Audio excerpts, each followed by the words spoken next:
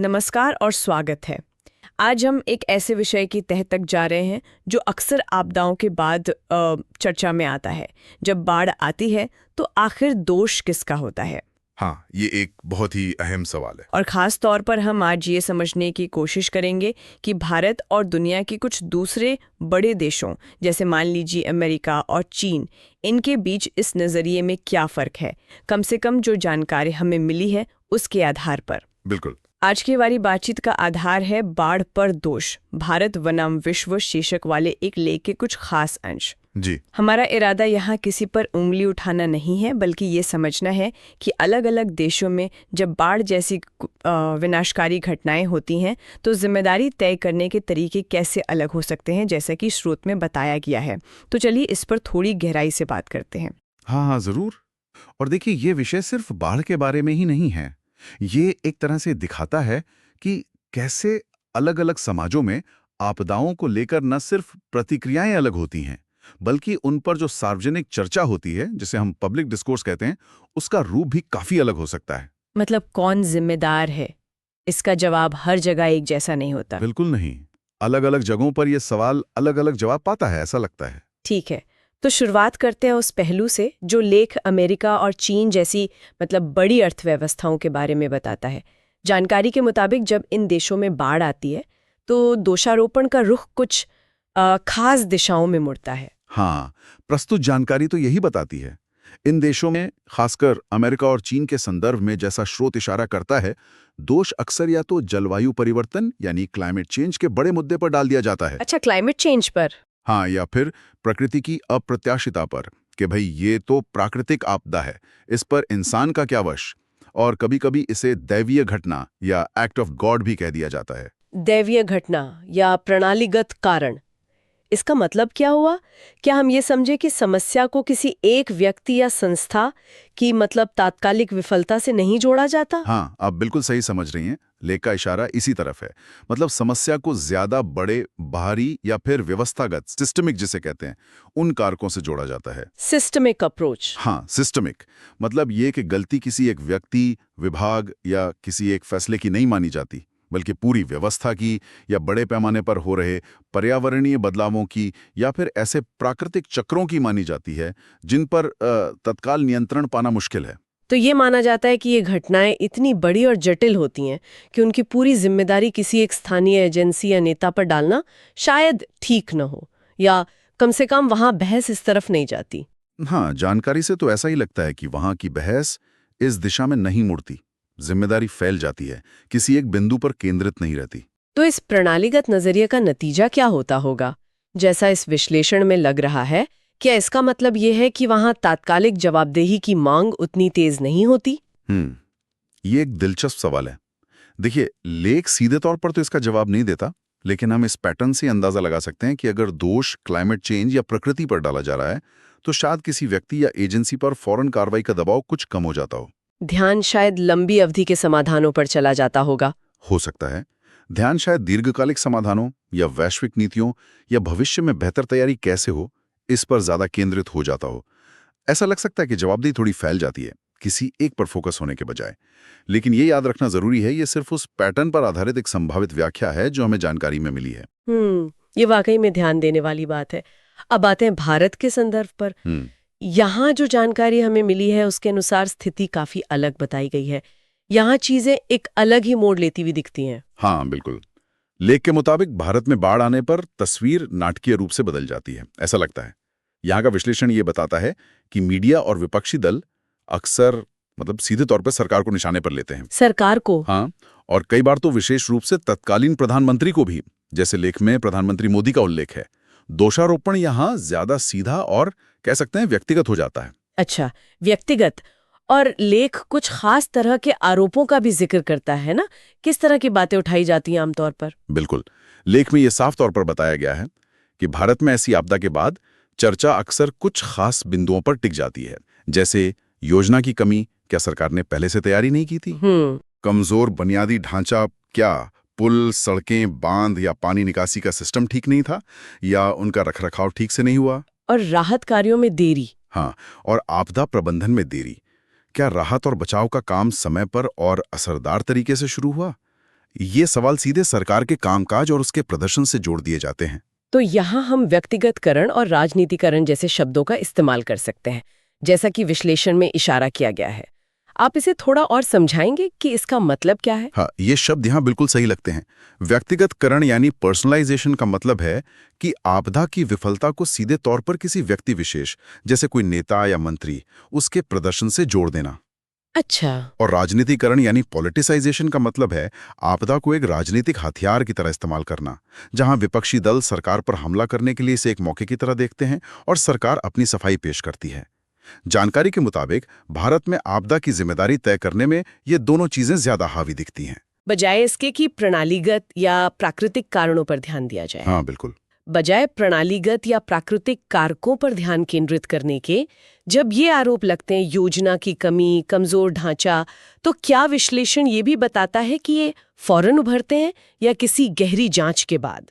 देखिए, लेख इस प्रक्रिया की गहराई में तो नहीं जाता, लेकिन जिस तरह से वर्णन किया गया है उससे ऐसा लगता है कि ये आरोप अक्सर आपदा के फौरन बाद ही मीडिया कवरेज और राजनीतिक बयानों में तेजी से उभर आते हैं। अच्छा, मतलब तुरंत? हाँ, तुरंत। ये एक तरह से तात्कालिक जवाबदेही तय करने की एक तीव्र इच्छा को दिखाता है, जहां जनता और मीडिया सरकार से फौरन जवाब चाहते हैं। जोर इस बात पर रहता है कि अभी क्या गलत हुआ और उसके लिए कौन जिम्मेदार है। तो ये तो एक बहुत बड़ा फर्क हुआ। एक तरफ अमेरिका और चीन में प्रणालीगत या प्राकृतिक कारण, जैसा कि लेख बता रहा है, और दूसरी तरफ भारत में सीधे सरकार और नेतृत्व पर सवाल। इसका विश्लेषण कैसे किया जा सकता है? इसके पीछे क्या कारण हो सकते हैं? इस जानकारी के आधार पर अगर देखें तो देखिए, ये विश्लेषण हमें कुछ संभावित दिशाओं में सोचने पर मजबूर करता है। सबसे पहले ये ध्यान रखना बहुत जरूरी है कि ये जानकारी किसी एक नजरिए को सही या गलत नहीं ठहरा रही है। हाँ, ये बात साफ होनी चाहिए। ये सिर्फ एक पैटर्न या एक ट्रेंड को उजागर कर रही है कि भाई भारत में दोषारोपण का तरीका अलग है। अब सवाल ये है कि ऐसा क्यों है? एक संभावित पहलू भारत के राजनीतिक और मीडिया के माहौल से जुड़ा हो सकता है। कैसे? शायद यहाँ की राजनीति ज्यादा व्यक्तिगत है, जहां नेताओं को सीधे तौर पर सफलताओं और विफलताओं का क्रेडिट या ब्लेम दिया जाता है। मीडिया की भूमिका भी अहम हो सकती है, जहां सरकार की आलोचना या उससे जवाबदेही की मांग करना एक प्रमुख नैरेटिव रहता है। नागरिक आपदा राहत, रोकथाम, पुनर्वास के लिए सरकार पर बहुत ज्यादा और सीधे तौर पर निर्भर महसूस करते हो। और जब जान माल का इतना बड़ा नुकसान होता है तो शायद ये स्वाभाविक भी है कि सबसे पहले सरकार की तरफ देखा जाए और उसे जवाबदेही की उम्मीद की जाए। हाँ। शायद दैवीय घटना या क्लाइमेट चेंज जैसे तर्क यहाँ उतने स्वीकार्य न हो, क्योंकि लोगों को तत्काल राहत चाहिए। हाँ, तत्काल राहत और भविष्य की सुरक्षा का आश्वासन चाहिए होता है, जो वो मुख्य रूप से सरकार से ही उम्मीद करते हैं। इसके उलट अमेरिका या चीन में, जैसा लेख दिखाता है, हो सकता है जिम्मेदारी अलग अलग स्तरों, फेडरल, स्टेट, लोकल और एजेंसियों में बंटी हुई मानी जाती हो। या फिर जलवायु परिवर्तन जैसे बड़े मुद्दों पर जो वैश्विक बहस चल रही है, उसके कारण लोग इन आपदाओं को ज्यादा बड़े संदर्भ में देखने के आदी हों। लेकिन मैं फिर दोहराऊंगा, ये सब केवल उस पैटर्न पर आधारित व्याख्याएं हैं जो हमें उपलब्ध जानकारी में मिल रही हैं। तो ये सिर्फ दोषारोपण का तरीका ही नहीं, बल्कि शायद ये भी दिखाता है कि आपदा प्रबंधन को किस नजरिए से देखा जाता है। क्या ये मुख्य रूप से सरकार की सीधी जिम्मेदारी या एक साझा बहुस्तरीय चुनौती? बिल्कुल, ये मुमकिन है। अगर भारत में इसे मुख्य रूप से सरकार की जिम्मेदारी के तौर पर देखा जाता है तो विफलता का ठीकरा सीधे सरकार पर फूटेगा। और दूसरी जगहों पर? और अगर अन्य जगहों पर इसे एक ऐसी बहुस्तरीय चुनौती माना जाता है जिसमें प्रकृति, जलवायु, विभिन्न सरकारी एजेंसियां, निजी क्षेत्र और यहाँ तक कि नागरिक समाज सबकी भूमिका है, तो शायद दोषारोपण भी उसी तरह बढ़ जाता है या ज्यादा अमूर्त कारकों पर केंद्रित हो जाता है। और ये समझना महत्वपूर्ण है कि ये अलग अलग नजरिए आपदा के बाद की रिकवरी और भविष्य की तैयारियों को भी प्रभावित कर सकते हैं। ये बात जोर देकर कहना बहुत जरूरी है कि हम यहाँ जो भी बातचीत कर रहे हैं वो पूरी तरह से हमें दी गई स्रोत सामग्री पर आधारित है। हमारा मकसद किसी भी देश के नजरिए का समर्थन करना या उसकी आलोचना करना बिल्कुल नहीं है। सही कहा। हम सिर्फ उस अंतर को समझने की कोशिश कर रहे हैं जिसे प्रस्तुत जानकारी ने उजागर किया है कि कैसे एक ही तरह की आपदा यानी बाढ़ के लिए जिम्मेदारी ठहराने का तरीका भारत और कुछ अन्य प्रमुख देशों में अलग अलग हो सकता है, जैसा कि बताया गया है। एकदम सही कहा। हमारा काम यहाँ तथ्यों को, जैसा कि वे प्रस्तुत किए गए हैं, सामने रखना है और उनके संभावित मतलबों पर विचार करना है, न कि कोई फैसला सुनाना। इस जानकारी ने एक पैटर्न दिखाया है और हम उसी पैटर्न के अलग अलग पहलुओं और संभावित कारणों को टटोल रहे हैं। ये एक अवलोकन है, मूल्यांकन नहीं। तो अगर हम आज की इस गहरी पड़ताल के मुख्य निष्कर्ष को संक्षेप में समेटें तो वो क्या होगा? देखिए, मुख्य निष्कर्ष ये है कि उपलब्ध जानकारी के अनुसार जब बाढ़ जैसी आपदा आती है तो दोष किसे दिया जाए, इस सवाल का जवाब भारत और अमेरिका, चीन जैसे देशों में काफी अलग तरीके से दिया जाता है। एक तरफ अमेरिका और चीन के संदर्भ में जैसा बताया गया, दोषारोपण का झुकाव जलवायु परिवर्तन, प्रकृति की अप्रत्याशितता या दैवीय घटना जैसे प्रणालीगत मतलब सिस्टमिक या प्राकृतिक कारकों की ओर ज्यादा होता है। हाँ, जिम्मेदारी थोड़ी फैली हुई या अमूर्त सी महसूस हो सकती है। और दूसरी तरफ भारत के बारे में जैसा बताया गया है, दोषारोपण अक्सर ज्यादा व्यक्तिगत यानी पर्सनलाइज्ड और राजनीतिक यानी पॉलिटिसाइज्ड होता है। बिल्कुल, इसमें सीधे तौर पर सरकार की नीतियों, योजनाओं की कथित कमी, बुनियादी ढांचे की कमजोरी या फिर नेतृत्व की विफलता को निशाना बनाया जाता है।